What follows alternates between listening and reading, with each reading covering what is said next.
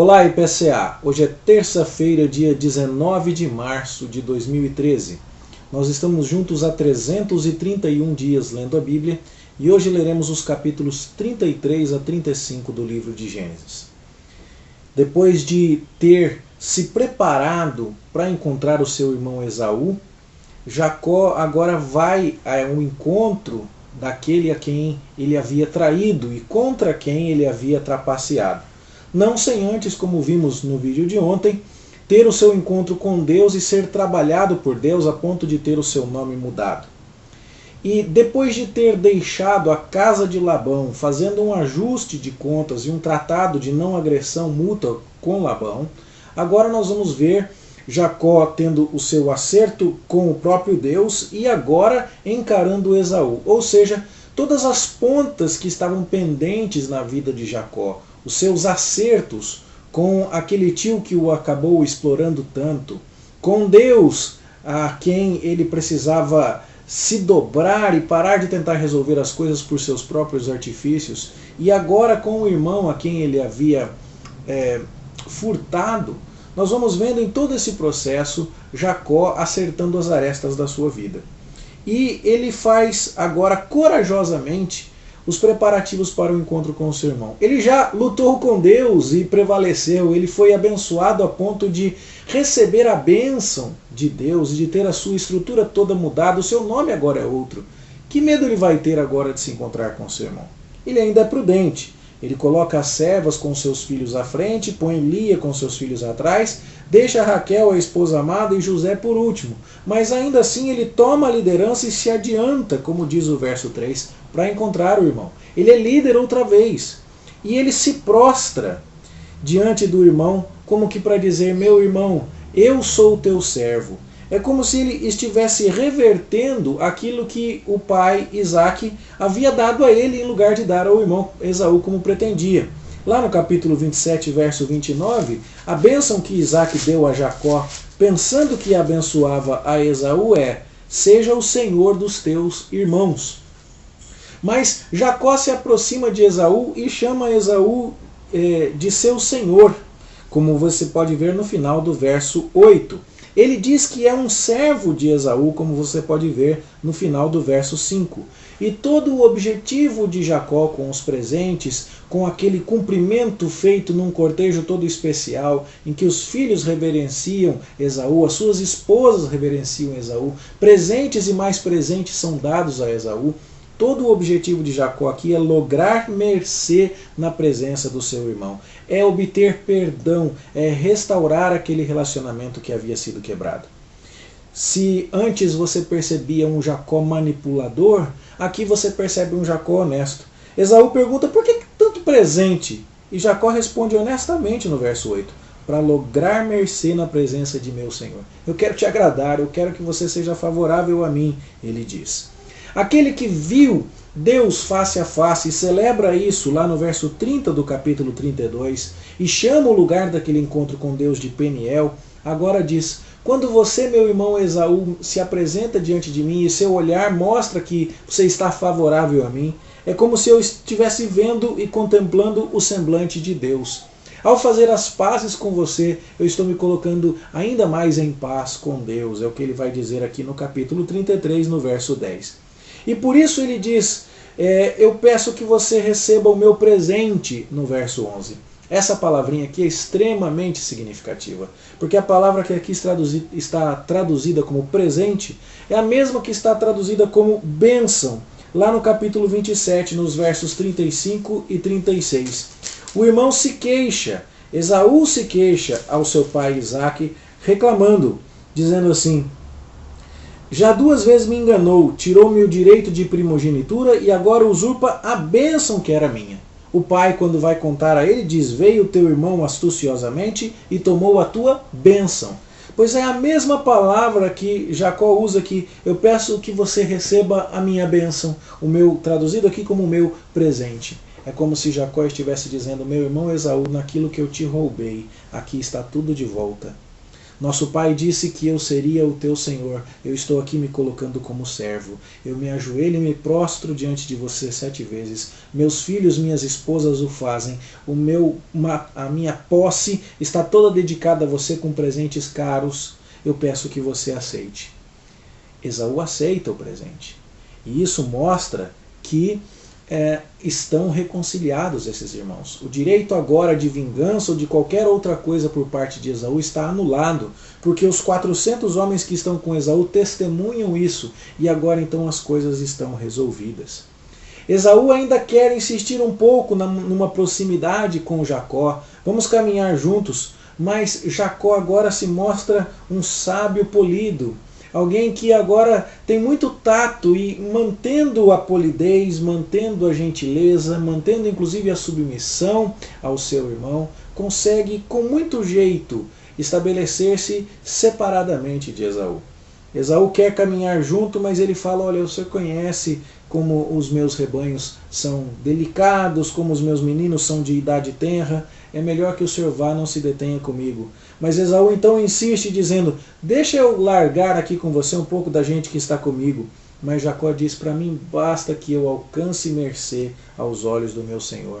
É um jeito muito polido de Jacó aqui recusar a escolta do seu irmão e meio que obtendo a reconciliação com seu irmão, ele encerrar as coisas nesse estado antes que qualquer coisa torne a complicar esse relacionamento.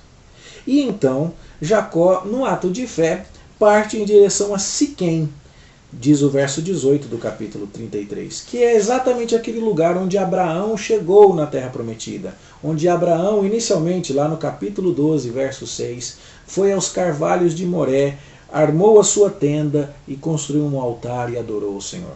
Com isso, você percebe que neste final do capítulo 33, Jacó está sendo confirmado como o legítimo sucessor de Abraão. Ele amarrou as pontas muito bem amarradas, resolveu suas pendências com Labão, resolveu principalmente a sua pendência com Deus, saiu abençoado, acertou as contas com seu irmão Esaú e foi então morar na terra de Siquém. No entanto, o relato bíblico aqui fala que Siquém está na terra de Canaã, diz o verso 18. E isso arma o palco para um problema que Jacó vai enfrentar aqui. A sua filha Diná saiu para ver as filhas da terra. Imprudentemente, ela abandona a segurança do convívio com a sua família e vai peregrinar pela região de Canaã.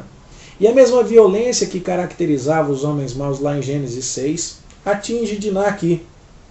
A violência que caracterizou Sodoma lá em Gênesis 18, 19, quando se queriam abusar, inclusive, dos anjos que estavam com Ló, acontece aqui. E um príncipe da terra acaba estuprando Diná e possuindo-a. E de uma maneira muito hostil, tenta consertar isso de forma rude, propondo casamento com ela, mas ao que tudo sugere, mantendo Diná, inclusive, como refém enquanto as negociações acontecem. Isso pode ser deduzido do relato do verso 26, porque lá no final da história, Simeão e Levi tomam a Diná da casa de Siquém e saem. Aparentemente, ele não só desonrou a filha de Jacó, como a manteve presa e foi propor casamento e dizendo: diz aí o preço que vocês querem, eu vou pagar, pode majorar o dote em muito, mas deixa ela aqui comigo porque eu quero que ela seja minha esposa. Jacó aqui se omite. Não é possível dizer se por se tratar de uma filha de Lia, uma esposa não amada, se por ser covarde, se por estar amedrontado, a semelhança do fracasso de Abraão no Egito ou do fracasso de Isaac na Filístia, quando disseram: é minha irmã, não é minha esposa não. Aqui Jacó fica calado e parece não agir muito.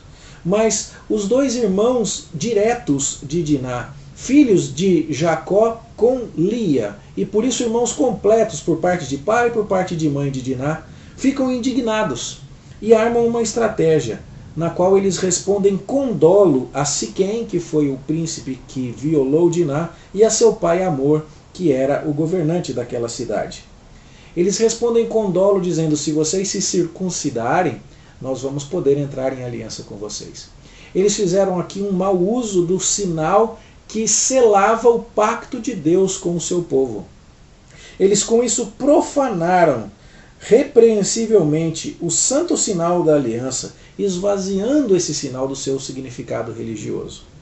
Aqueles homens desejosos de explorar essa relação e de atrair ainda mais Jacó e a sua família, levaram esse fato e essa condição ao conhecimento dos habitantes da sua cidade. Mas, como bons políticos, na hora de contar o que estava acontecendo, eles exploraram muito mais a possibilidade de negociar com Jacó e sua família e de ter lucros com isso e de até, quem sabe, sugere o verso 23, de acabar passando a mão nas suas possessões e nos seus animais e tudo mais. Eles disseram, vamos fazer isso, vamos nos circuncidar e entrar em aliança com eles. Siquém e o seu pai Hamor, na verdade, esconderam a grande motivação do ato, que era conseguir uma esposa para Siquém e resolver o problema em relação a Diná. Mas já aparece aqui uma clara indicação de que no meio dos cananeus a família pactual de Deus, a família da aliança, está em perigo. E, embora todo mundo ali concorde com aquilo, e depois de circuncidarem todos os homens da cidade, todos aqueles que eram capazes de atravessar a porta da cidade, os fisicamente capazes, Simeão e Levi sacam a espada no terceiro dia, quando a dor da cirurgia era maior, e matam todo mundo, e trazem os despojos, e trazem cativos, e com isso mostram que eles foram muito dolosos na sua atitude. Propuseram paz, mas estavam pensando em fazer a guerra. Isso é uma trairagem tremenda. E Jacó, quando recebe essa notícia do que aconteceu, mais uma vez se queixa, aparentemente muito mais preocupado em ter uma vida tranquila do que em resolver o que tinha acontecido com sua filha Diná. Ele diz aos seus filhos, no verso 30, vocês me fizeram odioso entre os moradores desta terra, entre os cananeus e os ferezeus. Ele está muito mais preocupado em permanecer numa boa, mas pouco preocupado aqui, omisso, pecaminosamente omisso, em relação ao que havia acontecido com a sua filha. Os filhos, Simeão e Levi, devolvem a peteca para Jacó, e é deles a última palavra no capítulo 32, quando eles dizem assim, será que esse homem podia abusar de nossa irmã como se ela fosse uma prostituta? Ou seja, pai, você não está fazendo nada. Você está calado diante disso. E é nesse contexto em que as coisas começam a complicar para Jacó, de maneira muito semelhante às coisas como se complicaram para Isaac quando ele estava na Filístia, ou como se complicaram para Abraão quando ele estava no Egito. Agora chega a hora de partir e de se esconder em Deus. E Deus então fala para Jacó, Jacó, levanta-te e sobe a Betel, e vai lá e faz um altar. O que é que Deus está dizendo? Jacó, você se esqueceu? Você voltou de Padã Arã, saiu da casa de Labão, deixou as coisas acertadas lá, teve um encontro comigo, teve o seu nome mudado, encontrou o seu irmão Esaú, acertou as contas com ele. Mas o que é que você tinha me prometido se eu te guardasse e te levasse até a casa do teu tio e te trouxesse em paz? O que é que você tinha prometido? Lá no capítulo 28 você tinha prometido, Deus não cita, é lógico, o capítulo 28, mas você me prometeu que se eu te guardasse você viria àquele local, a Betel, e ali adoraria e me teria por seu Deus, porque era a proteção que você pedia, eu já te dei. Está na hora de você cumprir o seu voto. E aí então Jacó vai até Betel, mas já consciente da proteção de Deus, e muito mais quebrado, e muito mais crente do que naquela época, inclusive, ele diz à sua família então, lancem fora os deuses estranhos que há no vosso meio, purifiquem-se, mudem as vestes e vamos subir a Betel. A ideia era que o povo se lavasse, trocasse de roupa e se reconsagrasse a Deus. E aqueles ídolos que Raquel escondeu na sela do animal, debaixo das pernas, agora seriam profundamente sepultados. Eles tinham sido profanados, eles tinham sido debochados, mas eles ainda não tinham sido completamente abandonados. Mas agora a família de Jacó está caminhando definitivamente em direção ao Senhor Deus. E diz o texto aqui então, que no verso 5, que com isso Deus faz com que todas as cidades da circunvizinhança tenham medo dele e não cutuquem os filhos de Jacó. E Jacó então consegue em paz chegar até Betel, e lá ele vai adorar a Deus e vai cumprir o voto que ele havia feito, ainda que estimulado e lembrado disso por Deus. A essas alturas do campeonato, possivelmente Rebeca já estivesse falecida. Mas Rebeca foi uma mulher que desonrou o seu marido, que tentou esconder dele as coisas, e há uma censura implícita aqui no livro de Gênesis em relação a Rebeca, porque no verso 8 do capítulo 35 registra-se a morte de Débora, a ama de Rebeca, que morreu neste lugar aqui, perto de Betel, mas não se registra a morte da Rebeca. Só o capítulo 49, numa recapitulação da história, é que nós vamos saber que Rebeca faleceu e onde ela foi sepultada. Mas aqui há já essa censura. E nós estamos nos preparando com esse registro de morte e com as coisas que estão acontecendo para ver a notícia da morte de Isaac, que vai chegar no final deste capítulo. Nós vemos aqui que Jacó adora, que Deus renova as promessas que foram feitas a Abraão e a Isaac para Jacó, que Jacó erige uma coluna ali, que ele derrama sobre ela uma libação e o óleo como havia feito da primeira vez, e o compromisso é mais uma vez renovado, a aliança é fortalecida.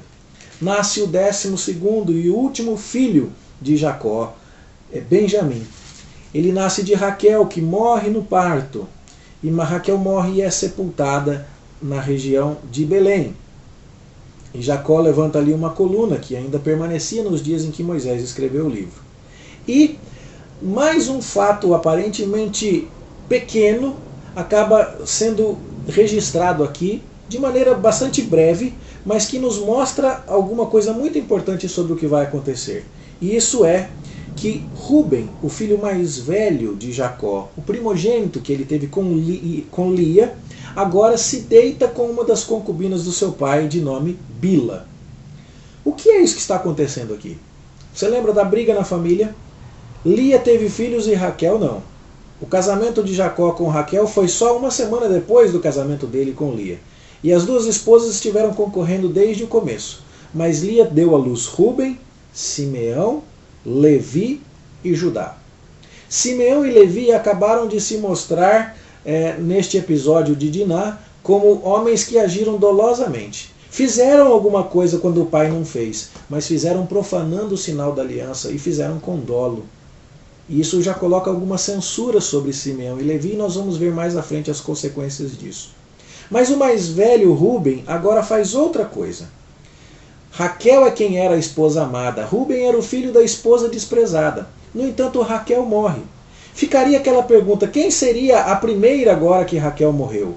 A resposta óbvia seria Lia, mas ainda havia uma ameaça a Lia, a serva de Raquel, Bila.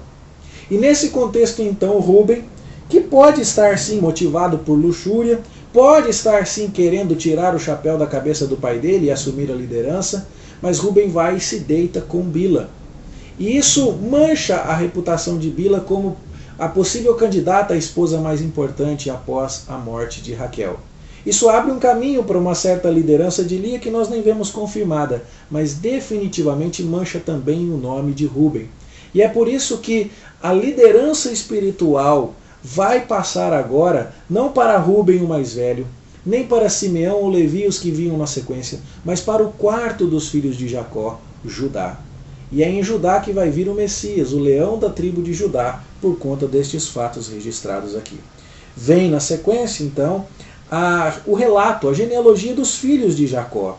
E nós vemos no final, então, deste capítulo 35, que Isaac morre velho e farto de dias e é recolhido ao seu povo, e Esaú e Jacó o sepultam.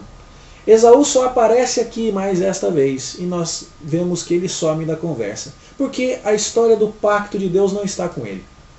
Quando ele encontra o irmão, que lhe dá muitos presentes, e diz que Deus lhe concedeu estas graças, Jacó ali é meio cuidadoso em falar que Deus o abençoou, porque poderia provocar o irmão de quem ele roubou a bênção. Mas Jacó fala que Deus lhe deu aqueles agrados, aquelas graças. Esaú simplesmente diz, eu não preciso, eu sou um homem muito rico. Esaú está fora da comunidade pactual, fora da aliança, e o relato de Gênesis não passa por ele mais. Passa para mostrar que ele se encontrou com Jacó e fez as pazes, e passa para dizer que ele veio sepultar Isaac, mas dali para frente Esaú some de cena. Como sumiu o próprio Isaac, que queria abençoar o filho Esaú por conta dos seus apetites, por se saborear da sua caça, que não sabemos, mas é possível que tenha ignorado a revelação de Deus a Rebeca, de que Jacó é que seria o escolhido. E em tudo isso nós vemos que Isaac também sumiu de cena. E só agora, muito tempo depois em que Jacó deixou a casa de Isaac, quando este estava velho, mas ainda ia viver muito tempo, só agora nós vemos Isaac aparecendo e ainda assim para se falar que ele morreu. Ele sumiu da história. Rebeca sumiu da história. Isaac sumiu da história. Esaú sumiu da história. Agora nós estamos vendo o relato de Jacó. E não sem antes não passaremos ao relato de Jacó por completo sem antes ter uma lista dos descendentes de Esaú. Esse é o assunto do capítulo 36. E no capítulo 37, curiosamente, lá no verso 2, você vê, esta é a história de Jacó. É claro que nós já estamos falando de Jacó faz tempo, mas é só quando Isaac morre que você pode considerar que a história de Jacó está começando. Mas sobre isso a gente fala amanhã, se Deus quiser. Por hoje, o que eu gostaria de destacar com você: os perigos de não estar no lugar onde Deus quer que estejamos. Era para Jacó estar em Betel cumprindo o seu voto, mas ele demorou demais perto de Siquém. E o que aconteceu? Aconteceu toda essa bagunça com a filha de Diná, com os filhos Simeão e Levi. Por outro lado, a importância de estarmos em comunhão com os outros enquanto queremos estar em comunhão com Deus. E a beleza profunda desse relato de Esaú e Jacó se reencontrando, e Jacó desistindo de pegar as coisas por suas próprias forças e dizendo: meu irmão, se eu te roubei alguma coisa, está tudo com você, eu só quero estar em paz com você. E o quanto Deus o abençoa nessa empreitada, de tal forma que agora, ainda que tenhamos um patriarca ainda pecador, ainda omisso, nós temos um patriarca que fechou as contas com Labão, que fechou as contas com Esaú, mas principalmente fechou as contas com Deus. Com isso, meus queridos, temos as lições destes capítulos. E amanhã, se Deus nos permitir, prosseguiremos para os demais, 36 a 38, se Deus quiser. Espero que você tenha um bom estudo e amanhã a gente se encontra aqui. Deus te abençoe. Até lá.